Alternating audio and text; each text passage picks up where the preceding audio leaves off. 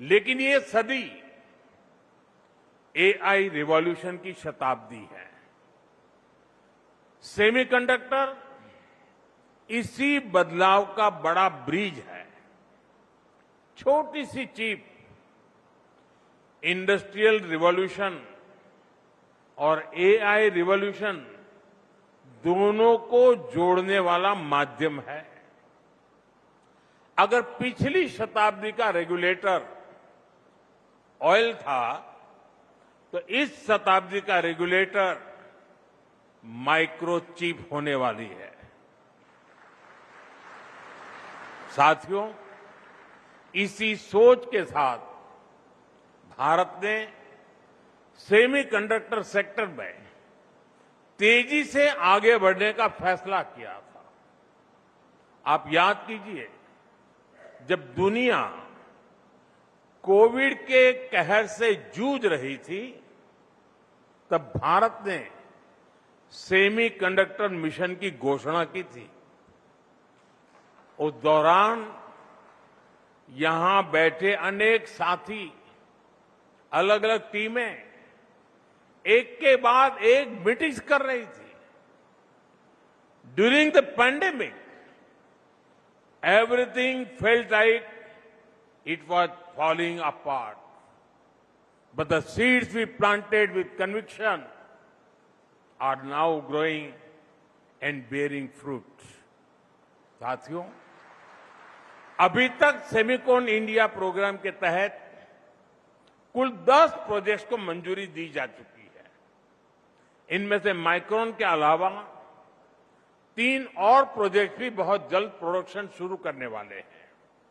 और हम जो सेमीकंडक्टर इकोसिस्टम बना रहे हैं, वो किसी एक रीजन तक सीमित नहीं है। ये पैन इंडिया है, यानी विकसित भारत के नए टेक हब्स देश के हर हिस्से में विकसित किए जा रहे हैं। यहां साणंद के अलावा धौलेरा में भी बहुत बड़े स्तर पर काम चल रहा है। कुछ दिन पहले ही उत्तर प्रदेश के नोएडा में भी नई फैसिलिटी पर काम शुरू हुआ है। असम, उड़ीसा और पंजाब में भी सेमीकंडक्टर यूनिट पर काम चल रहा है। साथियों, आज पूरी दुनिया के इन्वेस्टर्स के लिए भारत का एक ही मैसेज है, India is ready. India is reliable and India delivers. साथियों, आप जानते हैं कि सेमीकंडक्टर इकोसिस्टम का मतलब सिर्फ एक फैक्ट्री नहीं होता है। ये इकोसिस्टम मशीन बनाने वाले, design engineer, research institutions, logistic network और स्किल्ड टेक्नीशियंस, ऐसे अनेक लेयर्स के से मिलकर के बनता है। सबके तालमेल से एक चिप तैयार होती है। भारत भी सेमीकंडक्टर इकोसिस्टम की पूरी वैल्यू चेन पर फोकस कर रहा है। इस वर्ष के बजट में हमने इंडिया सेमीकंडक्टर मिशन 2.0 की घोषणा की है।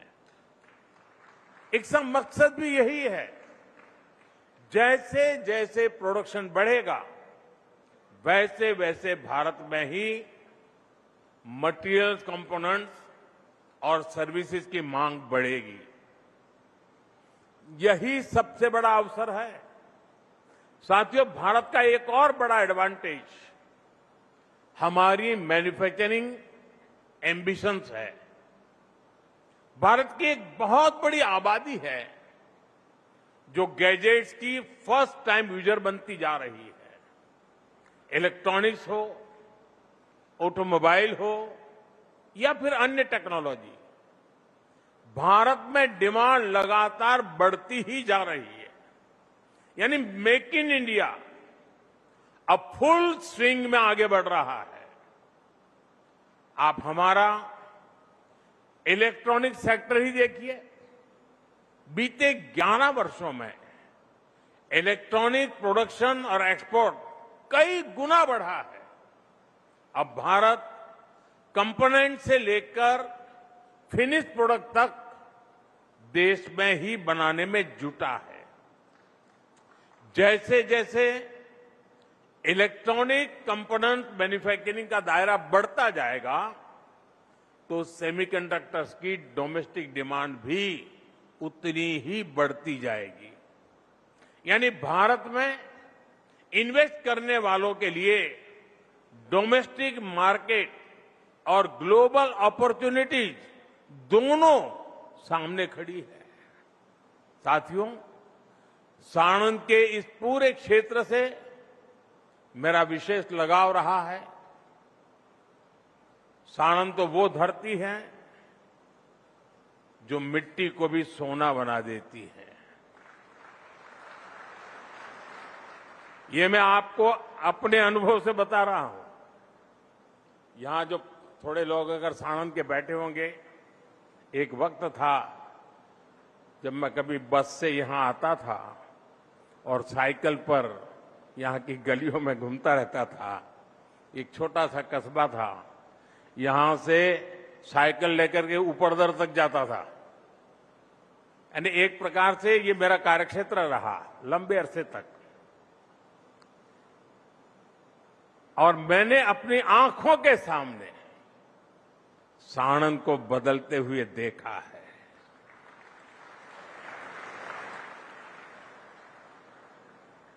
किसी जमाने का एक छोटा सा कस्बा आज एक बहुत बड़े शहर में कन्वर्ट हो रहा है। और शुरू कहां से हुआ? 1 रुपये का एसएमएस, 1 रुपये का। मैंने रतन टाटा जी को एक एसएमएस किया था, वेलकम, स्वागतम, मैंने लिखा था स्वागतम।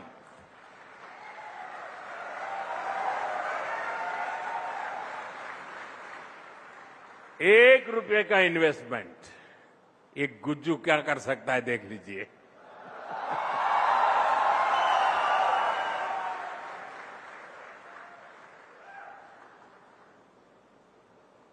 साथियों, साणंद को मैंने एक कार फैक्ट्री से देश का बड़ा ऑटोमोबाइल हब बनते हुए अपनी आंखों से देखा है। और मुझे याद है जब यहां बड़ी ऑटोमोबाइल कंपनी आई थी तो उसके साथ पूरा इकोसिस्टम विकसित हुआ था। एक कंपनी के आने से यहां इतनी सारी एंसिलरी यूनिट्स आई, सप्लायर नेटवर्क खड़ा हुआ, लोकल इंडस्ट्री मजबूत हुई और रोजगार और निवेश दोनों बढ़े। और मैं यहां जो साथी देश और दुनिया से काम करने के लिए आ रहे हैं, ये बात सही है कि एक छोटा सा कस्बा अचानक ग्लोबल मैप पर उसने अपनी जगह बना ली है। विकास और व्यवस्थाएं जो चाहिए, शायद आज भी आपके मन में रहता होगा कि ये होता तो अच्छा